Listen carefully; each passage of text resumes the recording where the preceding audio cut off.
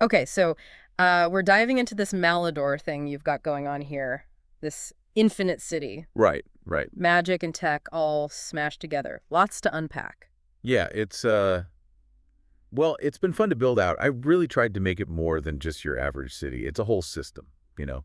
Yeah. Like you've got the remnants of that fallen empire, the Malicite Empire. Right, right. The Malicites. Yeah, and how their legacy is still shaping things even though they're gone. Yeah. Then you've got the tension between like the magic users and the tech heads. That's always a recipe for some good conflict. For sure, for sure. And you've even got notes here about other dimensions, which is, well, that's a whole other layer of complexity. Exactly. It's like, how do those different planes of existence intersect with Malidor? Yeah. What kind of beings or forces might seep through? Okay, so we're talking about a city with layers upon layers here, but you've specifically highlighted these two areas, the Arcane Academy and the Clockwork Quarter. I'm guessing those are good starting points for digging into the story potential. Definitely. Less about the nitty-gritty of street layouts, though. You've clearly put a lot of thought into that. Yeah, you've got, like, levitating benches and self-cleaning streets in your notes. Guilty as charged. Yeah. But yeah, I'm more interested in the sparks that could ignite some really compelling stories. Okay, so let's talk sparks. The Arcane Academy, for example, it's got all the classic fantasy school elements, secret societies, rivalries, a library full of books that are probably best left unread. And don't forget Room 17B. Everyone knows the rumors about that place. Oh, yeah, the ghost, right? Classic haunted school trope. But then you've got this astral anomaly thing, students getting trapped in other dimensions. That's not your average homework mishap. No, that's definitely taking things to another level. It makes you think about the potential consequences of all this magic, you know? Like, sure, you can learn spells and brew potions, but what happens when things go wrong? Yeah, it's not all sunshine and rainbows, is it? Exactly. And then there's Professor Zalazar, Oh, this guy. He seems like trouble with a capital T. understatement of the year. Okay, so he's got this fascination with chaos, which, let's be honest, is never a good sign when you're talking about a powerful magic user. And you've got these whispers of a chaos device he's been working on. Imagine if that thing interacted with the astral anomaly. We'd be talking about a citywide disaster, not just a few magical mishaps in the classroom. Right, and then you add in the whole scheming scholar angle. Yeah, more like scheming professor, if you ask me. Oh, for sure. Yep. But it just goes to show that even in a place dedicated to knowledge and enlightenment, you've still got good old-fashioned ambition and rivalry rearing their ugly heads. People are gonna people, I guess, even when they've got magic powers. But okay, let's shift gears here, literally, and talk about the Clockwork Quarter. Right, right. Totally different vibe over there. Yeah, we're moving from spell books to gears and sprockets.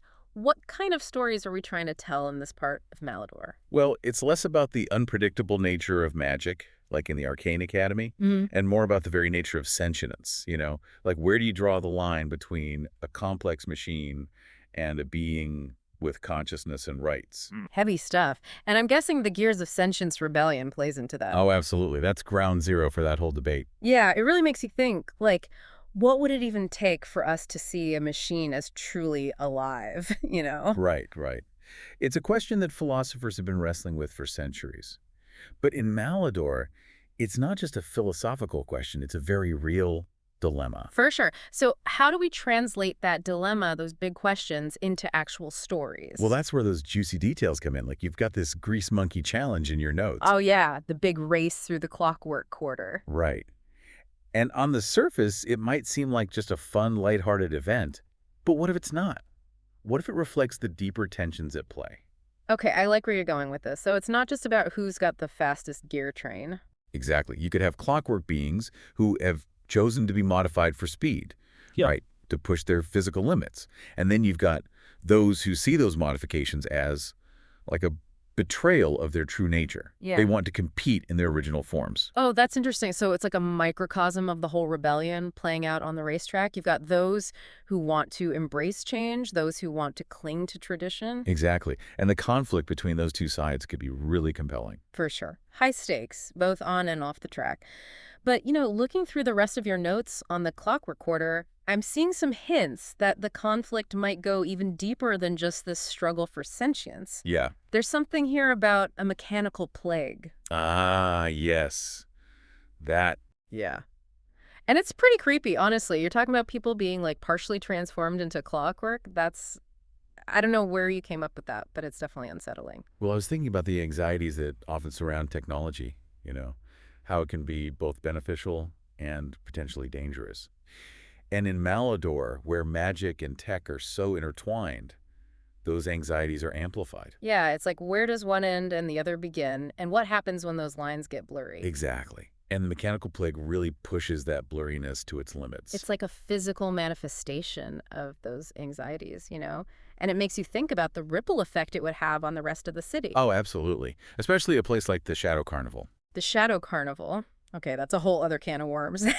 Every time I see it in your notes, I get this shiver down my spine. Like, it feels like it shouldn't exist in a city like Malidor Interesting. Why is that? because it's like it exists outside of the normal rules. Yeah. It's like a crack in the city's facade, this glimpse into something darker and more ancient. I see. And that darkness, that ancient energy, it makes you uncomfortable. A little, but also it's intriguing. Like, what kind of beings would be drawn to a place like that? What are the rules there? Is it even possible to control something like that? Now you're getting it.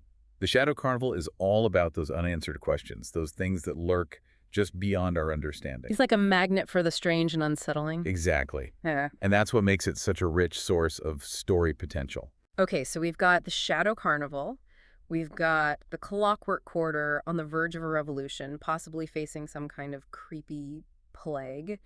And we've got the Arcane Academy, where students are accidentally getting trapped in other dimensions. Don't forget the Crystal Gardens. You were really taken with the idea of magic manifesting in its most beautiful forms. Oh, right, right. The Crystal Gardens. Yeah, I mean, every city needs a little bit of beauty, a place of peace and tranquility. But even in a place like that, I bet you could find some dark corners. Oh, I'm sure. Hmm. Perhaps some of those crystals hold ancient secrets, or maybe the gardens are home to creatures that are as beautiful as they are dangerous. Exactly. It's all about finding that balance, that tension between light and shadow. And Malor seems to have an abundance of both. Hmm. But speaking of strange and unsettling, have we talked about the Dreaming Dome yet? The Dreaming Dome. Oh, right. I almost forgot about that. It's like the Shadow Carnival's weirder, more psychedelic cousin. Chuckles. I like that description. But yeah, the Dreaming Dome is all about exploring the power of the mind, for better or for worse. It's like stepping into someone else's dream, which can be amazing or terrifying, depending on the dream. Precisely. You've got notes here about dreamweavers, psychic duels, and something called the Mind Maze. The Mind Maze. Ooh, that sounds ominous. It does, doesn't it? And it seems to tie into this theme you've got going on with mazes, both physical and metaphorical. Yeah, like that clockwork maze in the Clockwork Quarter. It's like a representation of the challenges the characters have to face, trying to find their way through this complex and often dangerous city. Exactly. The mazes are like a metaphor for the human condition itself. Deep. I like it. But it's easy to get lost in the specifics, all these amazing districts and their own unique flavors. We shouldn't forget that all of this, all of Malidor, exists in the shadow of something much larger. You mean the Malicite Empire? Yeah.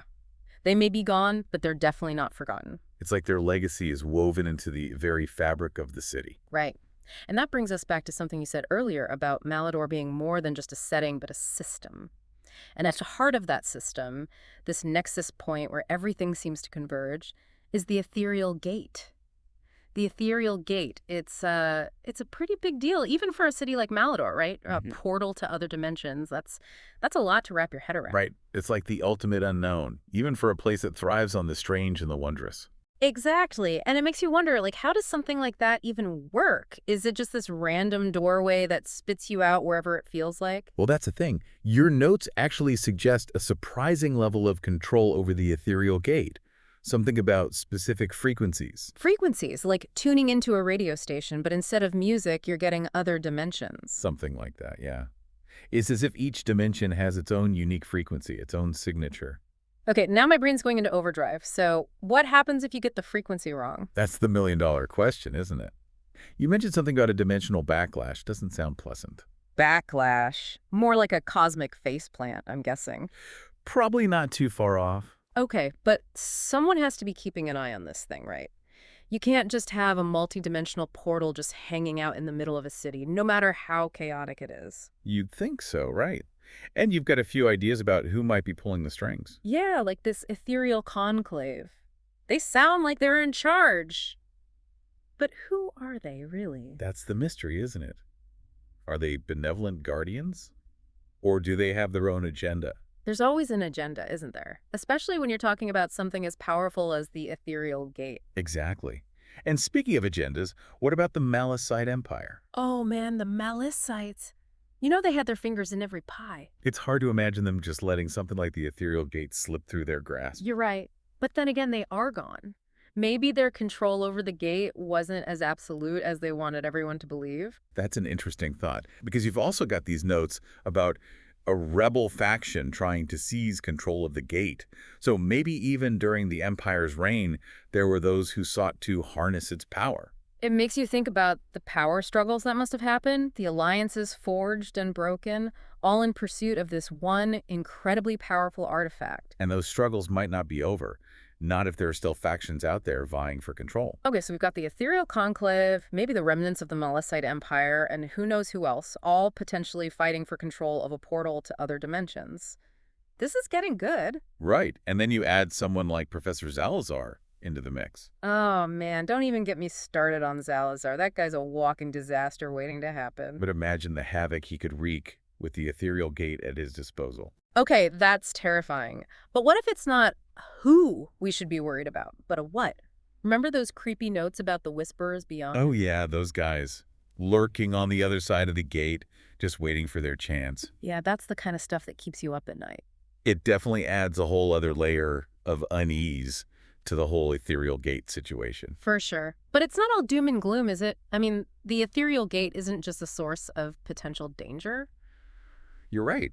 It's also a gateway to other worlds, to new discoveries, new civilizations. Imagine the stories of those brave souls who dare to step through that gate, not knowing what awaits them on the other side. It's the ultimate adventure, right? Absolutely. But even the greatest adventures come with risks. I'm remembering that note about the planar parasite. Oh yeah. Not all souvenirs are created equal, I guess. Yeah. Definitely not. So we've got a portal to other dimensions, potential cosmic horrors, ancient empires, secret societies, rebel factions, and a healthy dose of existential dread. Sounds like a typical Tuesday in Malidor. Pretty much. But seriously, it's amazing how you've woven all of these elements together into such a rich and complex tapestry. Thanks. It's been a blast brainstorming with you. Likewise. And for those of you listening, get ready to dive into the Infinite City because Malidor is a place where anything is possible.